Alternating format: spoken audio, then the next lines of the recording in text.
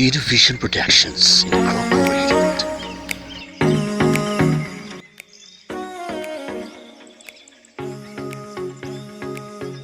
Madyana ka mo, magdalan, magdangog kita ni Istoryang Bicolon.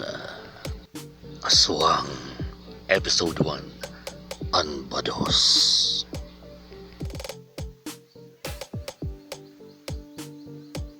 Di ka na ba maghali ko? Sabi ni Nelda sa agom na si Mando. Kay po na apudong ko na si Nana Sepa, simbag ni Mando. Pirmi ka na kayo nagbabati, nagkukulog ang piad, kabulanan mo na baga. Pero perang aldaw pa man, antis ako pag-aki. Paliwanag ni Nelda. Alas 4 pa man lang, basta isasarado ko na ang mga bintana pati ang pintuan paghali ko ha. Saka ang mga pangontra, bawang, asin saka ang bintitadong tubig. Dapat permi lang sa kataid mo. Ang patanid nga agom na lalaki.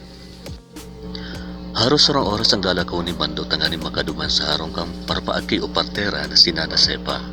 Kapanti man ang sayang buot na daiman mabibiktima ng kasuwang ang sayang agom. Lalo na ta, igwasindang atama na ayam si Bantay na makusog magbatok. Pero isi niya sa mga iri-istorya ka mga misis sa indang lugar na mahamuton ang bado sa mga aswang na maaliw na sagin ining urig o dakulao na ayam o kaya ikos tanganing makarinisa na sa mahamot na bados. Asinsinda ang nagiging rason ka mga nauulos o nakukuha na ng mga bados duman. Sa mga aswang ibinabasol ang araw kaining mga pangyayari. Mientras tanto, napaturok si Nilda. Gibulang sa salasala o salsag na kawayan, ang lanob asin daw ning bulos ang atop kang sa indang harong. Sa karkulo niya alas 6 na ning banggi. Nagimati siya kang palibot, madiklom na. May binabatok si Bantay sa luwas. Magabat na sa iyong pagmati. Binubublayan o hinuugakan siyang magbuhat o magbangon sa katre. Hay na daw si Manto, sabi niya sa sadiri. Kan may magburang tiktik, gamgam nagiyak ang aswang, garo na sa bubong kang harong ninda. Sus ko po, tayo matlugod. Takot na sabi ni Nilda, sabay na pakros asin inandam na ang mga pangontra. Bigla na sanang may luminagbak na makabat na bagay sa bubong kang harong ninda. Katuninungan. Maski ang ayam, garo na takot na magbatok.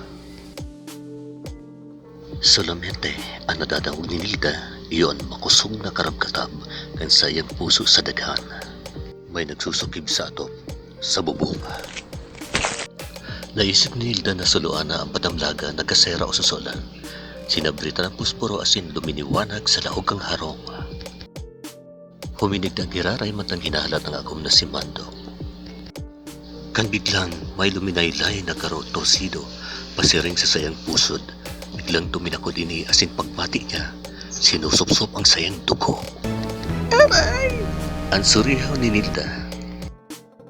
Dahil siya nawaran ng buot, kinuha niya tulos ang matarom na gunting sa ugkuton kang misetang katayad kang sayang katre. Asin ginunting ang garo torsidong bagay na kuminapot sa sayang pusod.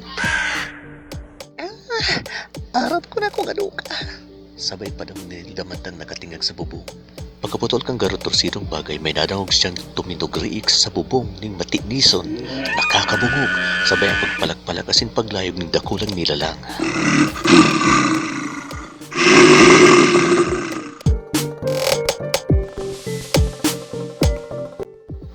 Bigla man ang pagbukas kang portahan kan sa indang harong.